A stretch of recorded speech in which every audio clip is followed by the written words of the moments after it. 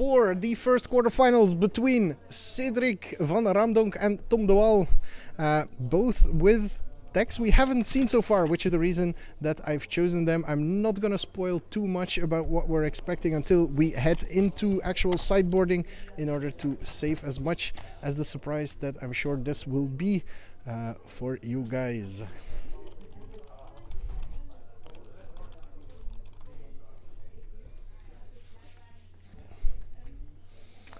And I'm gonna have to get Tom de Waal's deck list, because he's gonna be playing a lot of cards that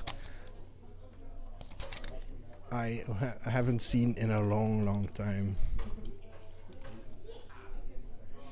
Either stream a Leopard. This should give you a big hint. That's combined with the lands, should be your hint for what is coming in this match, and make you realize there's juiciness inbound. Did I miss anything in the chat?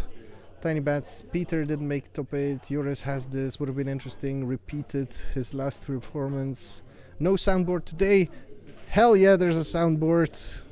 This is Sparta! Just have to set up things from time to time.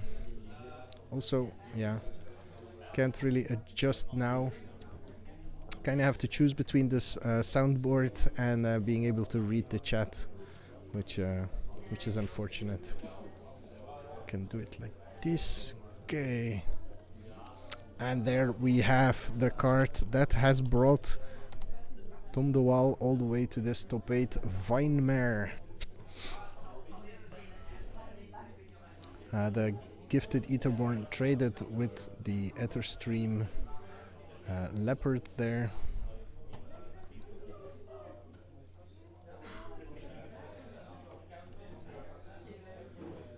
But come on, we're in the top 8 of a Gentry Open!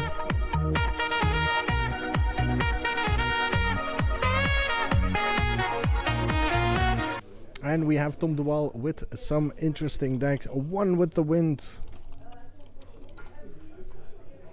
Flying horses in the sky is the name of his deck. So his whole plan is to whip some wings on a Vinemare and go to town.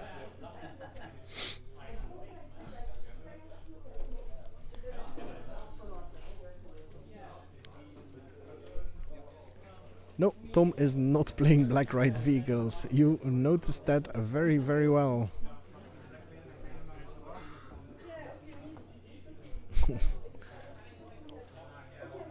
That touch means that if the creature deals combat damage to another creature, it always counts as lethal damage. Dusk Legion Zealot. For Cederic, looking to dig deeper. So Cederic, on the blue-black control decks that Tom de Waal's deck has been designed for, to beat Arbor Backstomper.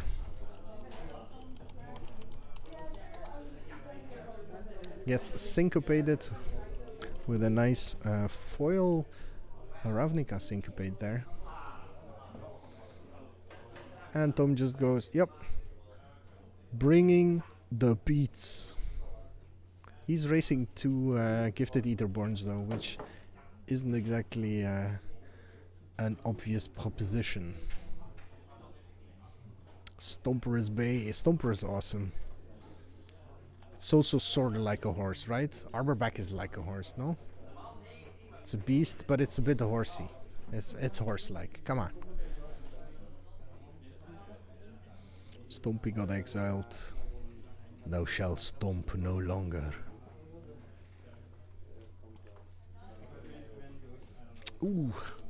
And we have a Cartouche of Strength.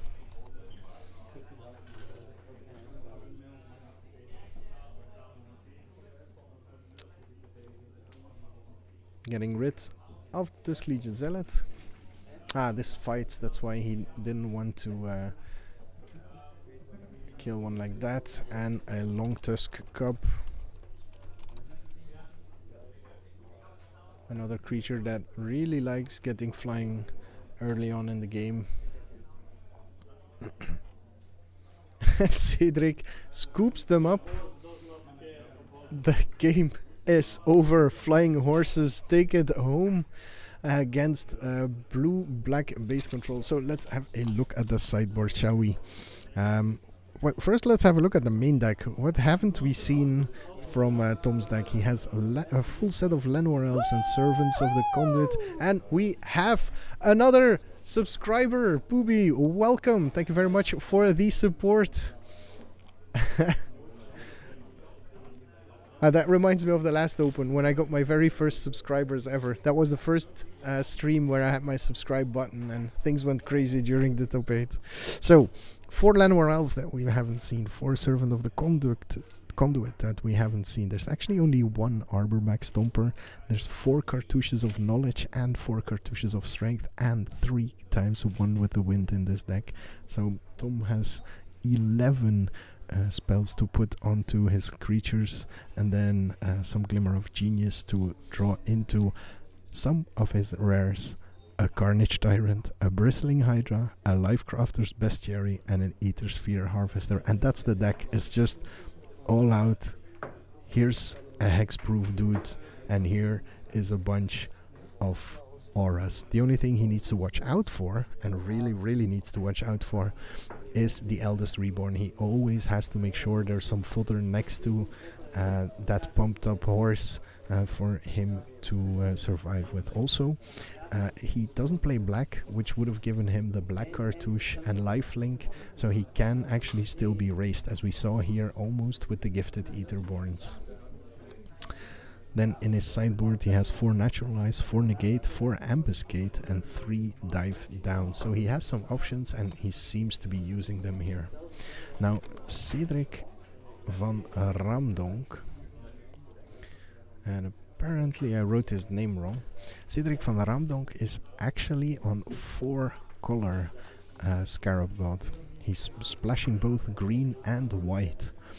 His deck has Blink of an Eye, Essence Scatter, Fatal Push, Negate, Siren's Ruse, Supernatural Stamina, Syncope, Deep Freeze, Excellence Binding, Profane Procession, Cloud Blazer, Dusk Legion Zealot, Gifted Aetherborn, the Green Splash for Muldrota, Ravenous Chupacabra, Sailor of Mead, Statuova, Scarab God, Golden Demise, Renegade Maps, Teferi, Hero of Dominaria as the White Splash, and a bunch of lands.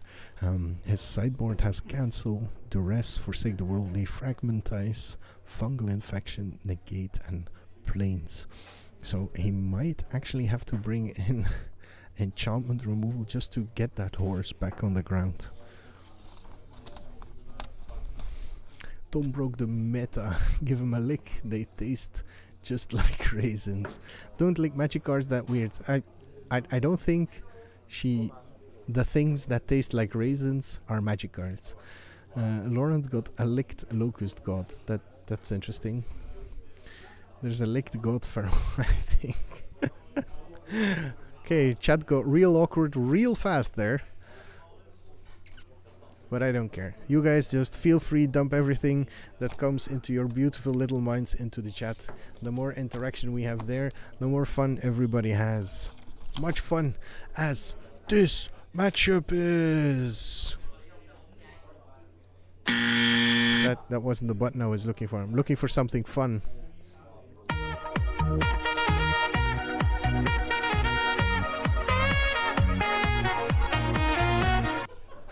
That's my favorite tune ever. I came in like a wrecking ball. This is pretty good as well. So this is, well, that should be Tom's button actually. I came in like a wrecking ball. I mean, flying horse or a wrecking ball, that's pretty much the same. Or if you like him tackling the meta game. Everybody said Scarab God was gonna take it home, and Tom just brought the hexproof horses.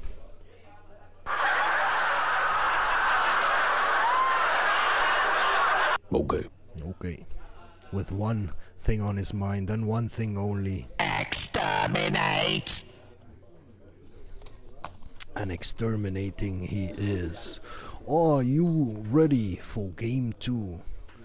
Tom de Waal took game 1 with flying vine mares, raced 3 gifted Etherborns to get to the win. So much has changed. Why are you lost? Can we help you?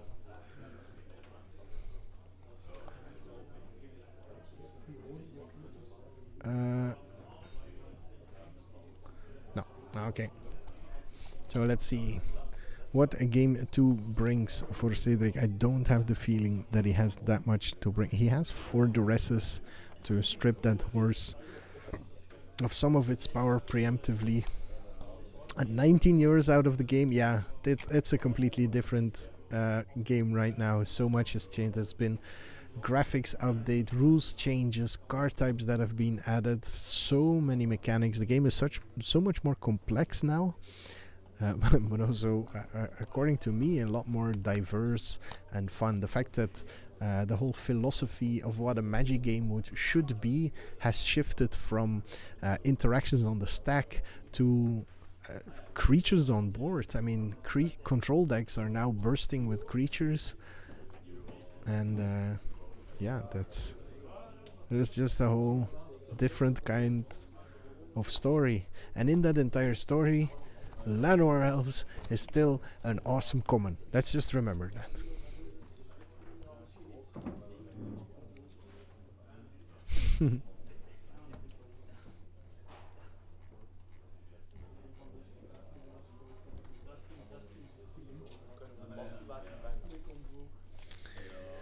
Okay, let's see what's gonna happen here. If this match ends fast, we'll go see if we can fish up another deck list, of course, another matchup, of course.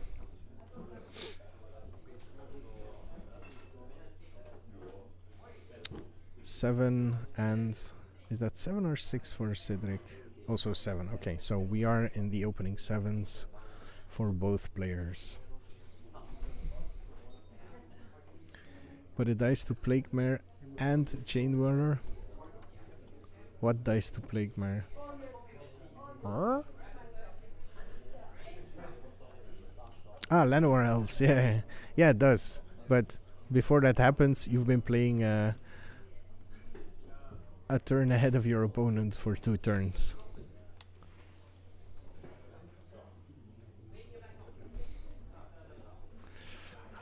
Tom keeping his opening 7, Cedric choosing to go down to 6 here. That being down a game and against the deck that was designed to beat it.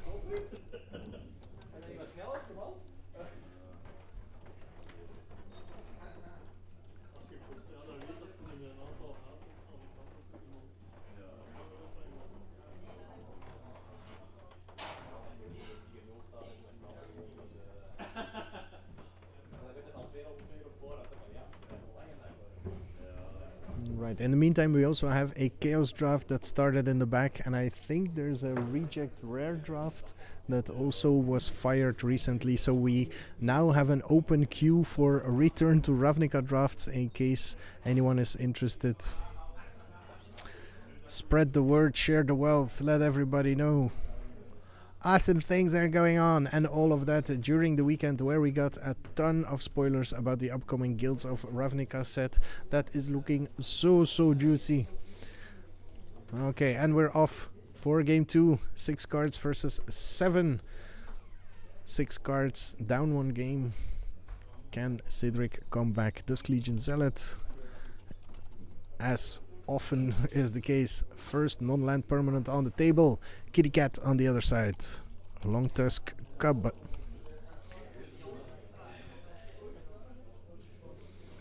Threatening to amass the energies. Seems like the energy theme is quite secondary though, and Cedric does not get land number 3 here. That is huge. Is there a supernatural stamina here for Cedric? That would be interesting. No. That means energy for Tom. That means the cat graduates from kitty to full-blown cat status and gets a kitten friend. No. Interstream Leopard eats the Syncopate.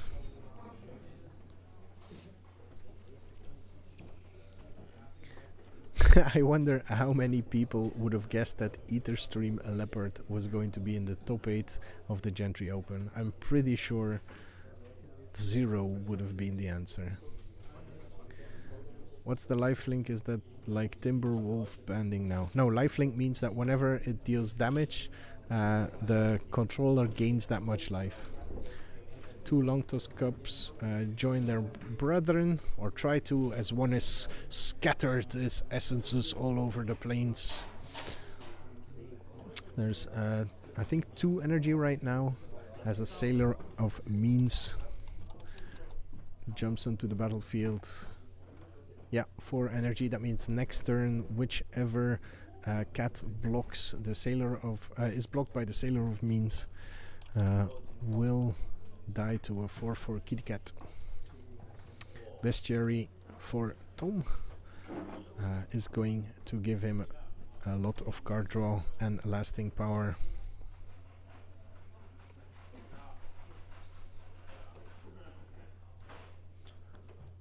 And it's looking pretty bad for Cederic. He's drawing out of his mana screw though, so he'll start unlocking the cards in his hand, and it's up to Tom to get as much pressure on as possible.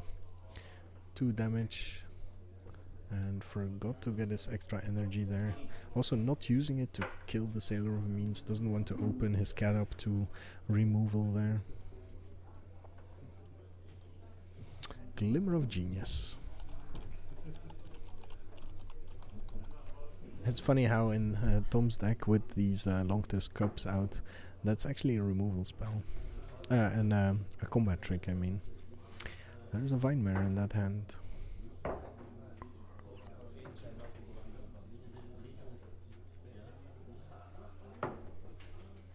Two cats incoming. Double pump to kill the Sailor this time. Yep. Cat deals damage. 2 energy comes back. Yeah, he missed the energy on the previous attack. And a Servant of the Conduit.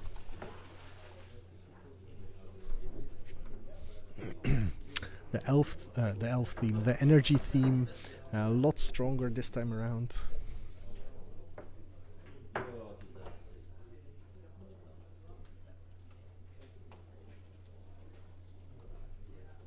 And we have Teferi and the scoop from Cederic. And that's all she wrote. Tom de Waal with his flying horses goes into the semi-finals.